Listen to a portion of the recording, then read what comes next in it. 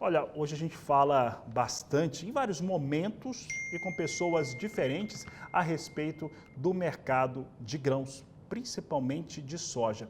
Isso porque tivemos ali uma pressão maior sobre os negócios, isso também vem por outra causa, petróleo recuou bastante, né? Já nesta última segunda-feira, abriu o mercado dessa forma, acabou impactando diversas commodities negociadas na Bolsa de Chicago.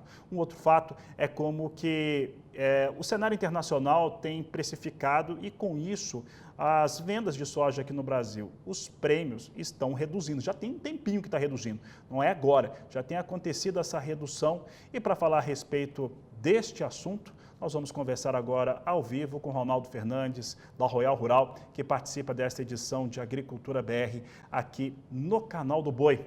Ronaldo, obrigado pela sua participação e eu começo te questionando a respeito desse universo de cenários, né? O petróleo, né, que é a mãe das commodities, a rainha das commodities, prêmio reduzindo aqui no Brasil. Como é que está a demanda chinesa? Como é que esses fatores todos, eles juntos têm influenciado o mercado no momento? Boa tarde, seja bem-vindo.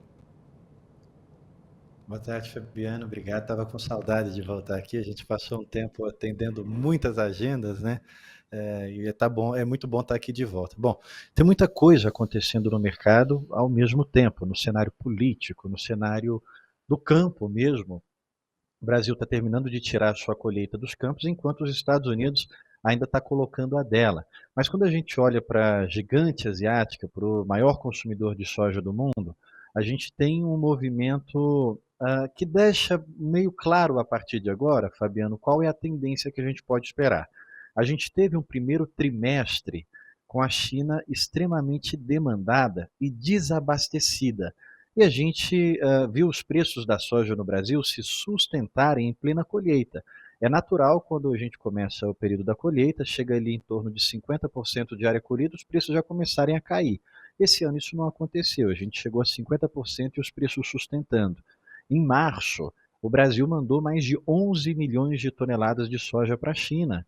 É o recorde dos recordes. O volume que a gente tinha mandado maior em março foi 10 milhões de toneladas lá em 2023, que já era recorde. Esse ano nós batemos o recorde. Isso porque a China estava precisando de soja e precisando de soja rápida. Um ponto curioso e interessante, Fabiano, é que a China também comprou um volume recorde dos Estados Unidos em março, mesmo já estando ali perto das tarifas. A gente viu o relatório de venda dos Estados Unidos de quinta-feira passada, a China continuando a comprar soja dos Estados Unidos, mesmo em meio à guerra tarifária. Isso traz para a gente um cenário óbvio e claro. É o chinês precisando de muita soja. Só que aqui tem um ponto muito importante de ser entendido. A China está desabastecida no primeiro trimestre, em janeiro ninguém tinha soja para vender para a China, nem os Estados Unidos no Brasil. Fevereiro nós começamos a entregar essa soja, março nós entregamos esse volume recorde, abril a gente embarcou também muita soja, o número não está fechado, mas foi um grande volume para a China. Em maio, na hora que esse volume estiver divulgado, a gente vai ver o oposto. O mercado que estava desabastecido, com soja dentro já é abastecido, como a gente costuma dizer, o comprador de barriga cheia. E a China comprou soja no primeiro trimestre do Brasil, dos Estados Unidos, da Argentina, até do Uruguai. Então, a China está demandando, tem um consumo maior de soja previsto para esse ano, mas ela também tem uma maior oferta, sobretudo do Brasil. A gente está falando de uma produção perto de 174 milhões de toneladas que nós acabamos de colher. Então os preços se sustentaram porque o principal comprador estava com fome e agora, Fabiano, os preços começam a cair e podem seguir nessa tendência de queda porque o principal comprador vai ficar abastecido. E quem perde primeiro preço é o mercado interno chinês, isso bate na bolsa de Dalian, e em segundo, quem perde preço é o prêmio brasileiro. E é o que pode acontecer como tendência daqui para frente, Fabiano. Ronaldo, tem uma questão que é até de reflexão e que você falou agora nos leva a isso, sobre até o comportamento de compras da China. Num primeiro momento, onde tem soja, Estados Unidos, então compra um grande volume ali. aqui não tinha, a gente plantou um pouco mais tarde essa safra de soja, depois vem para cá e não tinha soja nos Estados Unidos mesmo, então a concentração ia ser no Brasil de qualquer maneira. Agora há pouco eu conversava com o presidente da Comissão de Comércio da Câmara de Comércio Brasil-China, o Charles Tang, daqui a pouco a gente vai exibir aqui no Agricultura BR, e ele trazia a seguinte afirmação, no ponto de vista dele, de que o momento dessa questão da guerra tarifária é muito positiva para os grãos do Brasil em relação à China, principalmente a soja. Daqui a pouco o público inteiro vai ver essa entrevista. Mas o que eu te pergunto foi mesmo, é de fato em relação à soja, nós tivemos algo muito diferente, porque a impressão que deu é que o preço em alguns momentos melhorou muito, muito mais por conta do dólar. O que aconteceu exatamente? A guerra tarifária ela já não é mais uma novidade. A gente teve em 2018 quase que o mesmo movimento com tarifas diferentes. E lá em 2018 era uma surpresa, então o mercado reagiu com exagero. Os nossos prêmios saltaram para 200, mais que 200 centes o prêmio no porto, porque o mercado não sabia o que poderia vir pela frente. E aí, lá em 2020, 2021, veio o acordo. Hoje é diferente, hoje o mercado já sabe o que pode vir pela frente, porque não é mais novidade, já aconteceu uma guerra tarifária. Você sabe, Fabiano, que na economia a gente vive muito disso. Quem estuda economia, a primeira coisa que você tem que ficar expert ali é em análise de dados, para você verificar se já aconteceu algo parecido no mundo, qual foi a reação do mundo e como é que estava o mundo naquele momento, para a gente saber se a reação vai ser parecida ou não. Então, a guerra tarifária lá em 2018 era novidade, não tinha acontecido nas proporções que tinha, do jeito que estava, e ninguém sabia o que ia acontecer, por isso o mercado reagiu com grande surpresa, o preço de soja no Brasil disparou para cima e Chicago despencou. Quando veio o acordo, foi tudo o inverso, o preço no Brasil caiu e Chicago voltou a subir. Agora, o mercado já tem esse conhecimento. Espera aí, se tiver uma guerra comercial, o próximo passo vai ser um acordo. E quais os efeitos de uma guerra comercial? A soja ficar mais cara para a própria China comprar. Então a dúvida é, faz sentido para a China manter a soja americana tarifada se ela mesma vai ter que comprar a soja mais cara do Brasil e sabendo que se ela taxar a soja dos Estados Unidos não vai ter tanto incômodo assim? A gente já viu os primeiros passos. A China, o primeiro produto que ela taxou foi energia.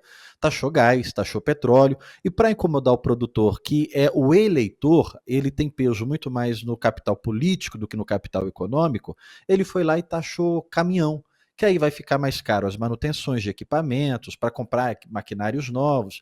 Então a China deu sinais nessa guerra agora de que pode ser bem diferente. Primeiro que a gente já sabe o que é uma guerra comercial e aquela retórica de taxações, o Trump, vou te taxar em 100%, agora é 120%, agora é 145%.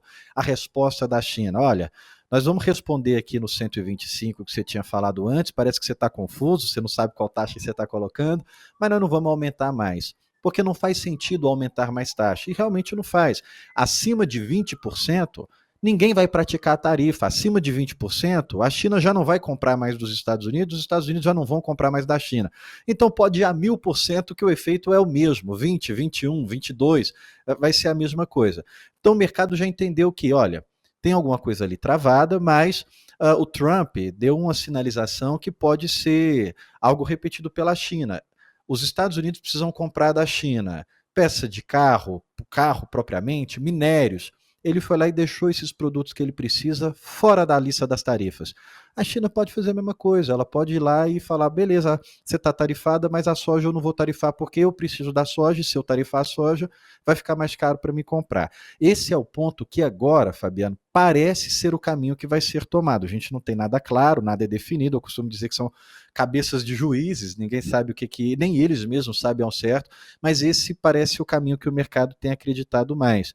Se fosse em um outro momento, se a gente estivesse falando, por exemplo, que essa guerra começasse a partir de setembro, agosto, setembro, novembro, que é o período da colheita americana, aí sim o Brasil ia ser muito beneficiado, porque era o momento natural que a China estaria buscando soja dos Estados Unidos. Mas agora, a China já não está comprando tanta soja dos Estados Unidos. Para te devolver, em março, que a gente está falando agora do último fechamento, os Estados Unidos, de 2012 para cá, antes de 2012, compravam muita soja americana. De 2012 para cá, março, eles compravam 2 milhões de toneladas, 3 milhões de toneladas, caíram para 600, 500, 300 mil toneladas. Quando a China comprava muita soja dos Estados Unidos em março, comprava 1 milhão e 600, 1 milhão e 700. Agora, em 2025, compraram 1 milhão e 800.